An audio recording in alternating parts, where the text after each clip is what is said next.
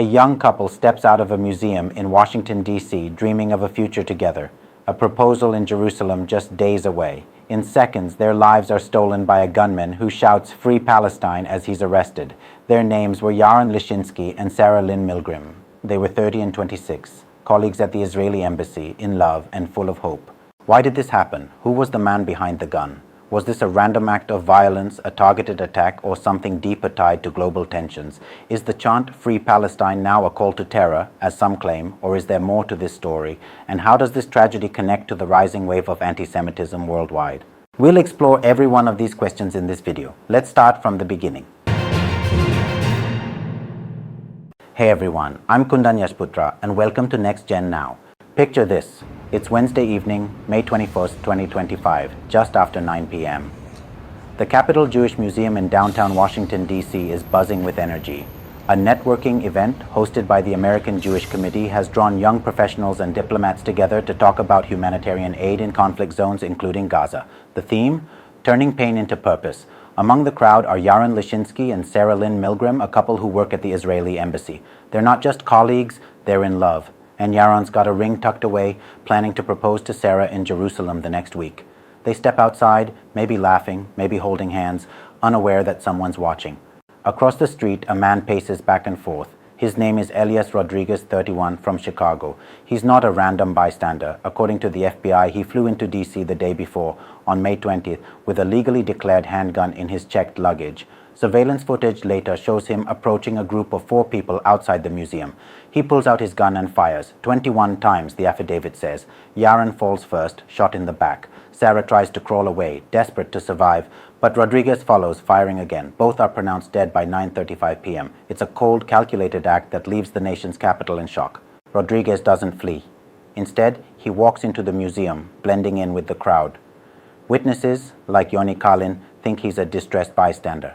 They offer him water, try to calm him down. For 10 minutes, he sits there, silent, while chaos unfolds outside. When police arrive, he raises his hands and says, I did it for Palestine, I did it for Gaza." As officers cuff him, he pulls out a red keffiyeh, a traditional Middle Eastern scarf, and shouts, "Free, free Palestine." He even tells police where he hid the gun. Elias Rodriguez, now charged with 2 counts of first-degree murder, murder of foreign officials, and firearm offenses, is in custody, with a court hearing set for June 18, 2025. Let's pause here. This story is heartbreaking, but it's also layered with questions. Who were Yaron and Sarah? Why did Rodriguez target them? And what does this mean in the bigger picture of global tensions? Let's break it down, step by step, like we're sitting together, piecing it together over coffee. First, the victims. Yaron Lischinsky, 30, was born in Germany, moved to Israel as a teenager, and later joined the Israeli embassy in D.C. as a research assistant in the political department. Friends describe him as a devout Christian with a good heart, someone who served in the Israeli military and believed in doing good. Sarah Lynn Milgrim, 26, was an American from Prairie Village, Kansas. She worked in the embassy's public diplomacy department, organizing visits to Israel. Her father, Robert, told CBS News she loved Israel, but also had close Palestinian friends. She was a volunteer with Tech to Peace, a group fostering dialogue between young Israelis and Palestinians. Their love story was the kind you'd see in a movie, colleagues turned soulmates planning a life together. Israel's ambassador Yechiel Leiter said Yaron bought a ring just days before, ready to propose in Jerusalem. They were a star couple, Yaron's father told Fox News. Their deaths left the embassy and their families shattered. Now, who is Elias Rodriguez? He's a 31-year-old Chicago native with an English degree from the University of Illinois. He worked as a content writer for the American Osteopathic Information Association since 2024. But his social media paints a different picture. Posts linked to him show support for Hamas and a chilling New Year's Day message. Happy New Year, death to Israel. In his apartment, neighbors saw a photo of Wadi Al-Fayyoumi, a 6-year-old Palestinian-American boy stabbed to death in Chicago in 2023, a hate crime that made global headlines.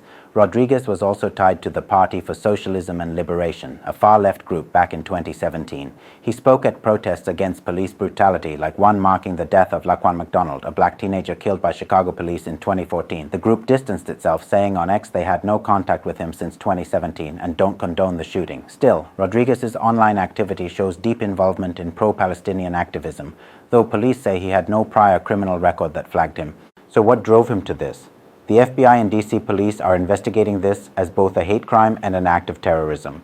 Rodriguez's own words, "I did it for Palestine, I did it for Gaza," point to a political motive tied to the Israel-Gaza conflict. Let's zoom out for context because this isn't just about one man or one night. Since Hamas's attack on Israel on October 7, 2023, where 200 people were killed and 251 taken hostage, Israel's military response in Gaza has killed over 53,175 Palestinians, according to Gaza's health ministry. The conflict has fueled global protests, including pro-Palestinian demonstrations across U.S. campuses, where tensions over free speech and antisemitism accusations run high. Just this week, the UK, France, and Canada issued a joint letter condemning Israel's actions in Gaza and calling for a Palestinian state. Israeli Prime Minister Benjamin Netanyahu linked the DC shooting to this anti-Israeli incitement, even comparing Rodriguez's chant to Hamas's October 7th attack. He accused Western leaders of emboldening violence. But is it that simple? Think of it like a forest fire. The Israel-Gaza conflict is the spark, and years of political, religious, and cultural divides are the dry wood. Rodriguez's actions didn't happen in a vacuum. Anti-Semitic incidents are rising globally. Take the knife attack at Berlin's Holocaust Memorial in February 2025, or the vandalism of a Melbourne synagogue in December 2024. Jewish advocacy groups warn of growing hostility, especially since the Gaza war intensified. But some, like media studies professor Mohammad El-Masri, argue the shooting might stem from frustration with Israel's policies, not just hatred of Jews. He told Al Jazeera it's critical to distinguish between antisemitism and political vigilantism, because the response depends on the motive. If Rodriguez targeted Yaron and Sarah because they worked for Israel, not just because they were Jewish, it's still horrific, but it's a different kind of problem. Let's talk about the event itself. The Capital Jewish Museum, opened in 2023, hosted a gathering for young diplomats and professionals. It wasn't a secret, but the location was only shared with attendees.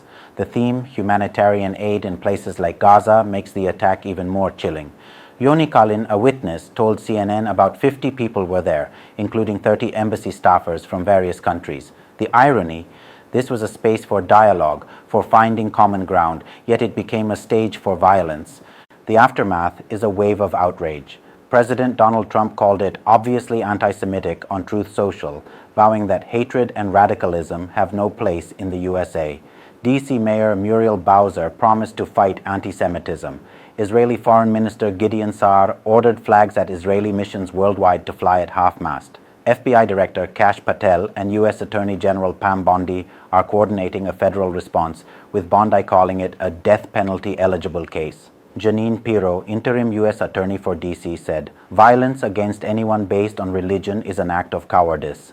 The Jewish community, already on edge, is reeling. Ted Deutsch, CEO of the American Jewish Committee, called it an unspeakable act of violence.